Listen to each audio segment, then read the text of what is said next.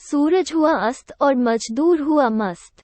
शाम के 6 बजते ही कारीगर, मजदूर और कुली का काम करने वाली मजदूरिनें अपने हाथ पैर धोने लगीं। मजदूर तसला, बाल्टी व फावड़ा उठाकर समेटने लगे। मुहलगी कुछ मजदूरिनें ठेकेदार की मोटरसाइकिल के आसपास मधुमक्खियों की तरह मंडराने लगीं। गणेश ठेकेदार नखरे से भरी उनकी अदाओं को देख रहा था और शिकायत भरी मनुहारों को सुन रहा था।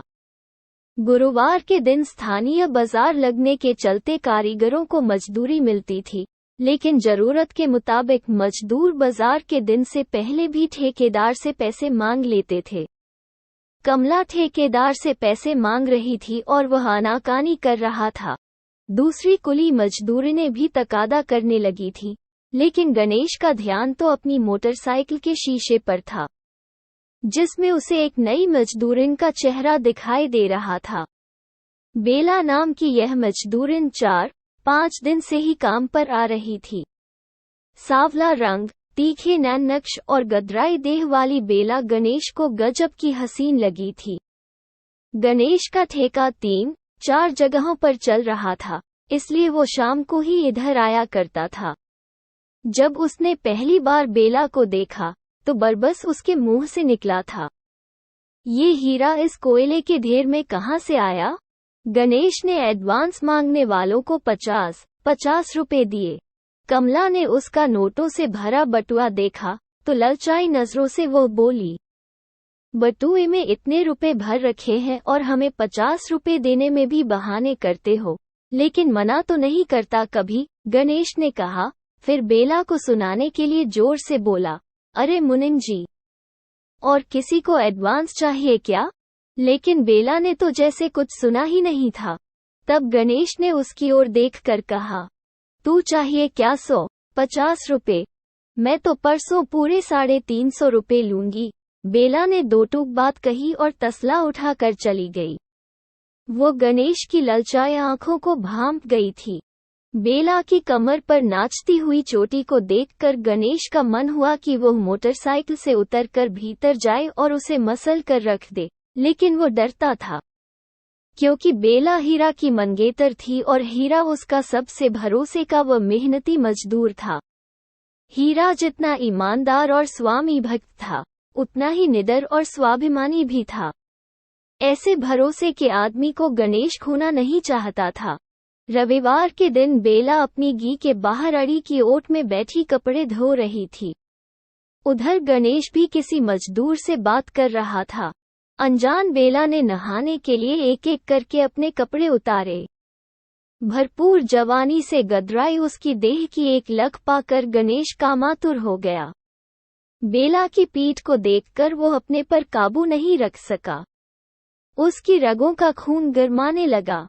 तभी पीछे से आकर मुनीम बोला, ठेकेदार, ये चिड़िया ऐसे हाथ नहीं आएगी। तब मुनीम जी, तुम ही कोई तरकीब बताओ, तुम भी तो पुराने शिकारी हो। गणेश मुनीम की चिरौरी करने लगा।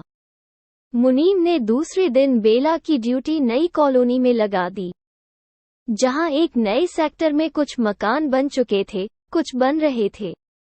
बेला को दीवारों पर पानी से छिड़काव करने के काम पर लगाया गया था। एक एक मकान पर छिड़काव करते हुए जब वो 5वें मकान पर पहुंची, तो वहां एक चारपाई पर ठेकेदार गणेश लेटा हुआ था। उसे देखकर बेला सहम गई। बेला कुछ सम पाती उससे पहले ही गणेश बाज की तरह उस पर पटा। गणेश ने बेला के मुंह को दबाकर उसे चारपाई पर डाल दिया। अपनी देह की आग को ठंडी करके गणेश बेशर्मी से हंसने लगा और बेबस बेला अभी तक सहमी हुई थी। वो तन और मन की पीड़ा से अभी छूट नहीं पाई थी। अपने कपड़े संभालते हुए उसकी आंखों से आंसू बह निकले। उसकी ओर 100 रुपए का नोट फेंककर गणेश बोला, रख लो मेरी जान, काम आएगा। ठेकेदार गणेश की मुराद पूरी हो गई। वो बहुत खुश था। उसने मुनीम को भी खुश होकर 50 रुपए दिए। मुनीम ने कहा, ठेकेदार जी, अगर बेला ने हीरा से कह दिया तो गजब हो जाएगा। अरे मुनीम, तू तो बेकार में डरता है, बेला उससे कुछ नहीं कहेगी। दिन भर सिर पर तसला धोती है, तब कहीं 50 रुपए मिलते हैं। मैंने तो उसे छूने के 100 रुपए दिए हैं, क्या बिगड़ा है उसका? मुनीम ने कहा, पर बेला और तरह की औरत है। अरे, सब औरतें एक जई होती हैं, गणेश ने लापरवाही से कहा। दूसरे दिन बेला काम पर आई, तो गणेश का बाकी शक भी जाता रहा। उसने एकांत पाकर पूछा, बेला, तू खुश तो है न? बेला कुछ बोलने के बजाय मुस्कुरा कर रह गई।